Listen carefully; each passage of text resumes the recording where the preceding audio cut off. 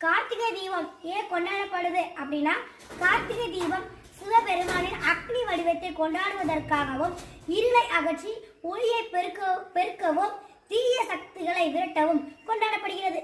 கார்த்திகை மாதத்தில் வரும் கிருத்திகை நட்சத்திரத்தன்று சிவன் திருமால் மற்றும் பிரம்மனுக்கு அக்னி வடிவ காட்சி தந்ததை நினைவு கூறும் வகையில் இது கொண்டாடப்படுகிறது.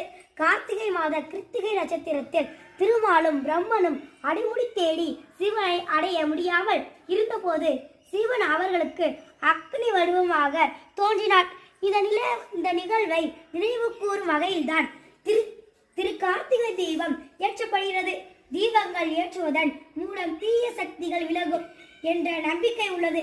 திருவண்ணாமலையில் உள்ள அண்ணாமலையார் கோவிலில் கார்த்திகை மிகவும் பிரசித்தி பெற்றது. அங்கே ஒரு பெரிய மகா தீபம் ஏற்றப்படும். மேலும் பல கோவில்களிலும் சிறப்பு வழிபாடு நடைபெறும். நன்றி. கார்த்திகை தீபம் எதற்கு கொண்டாடப்படுகின்றன?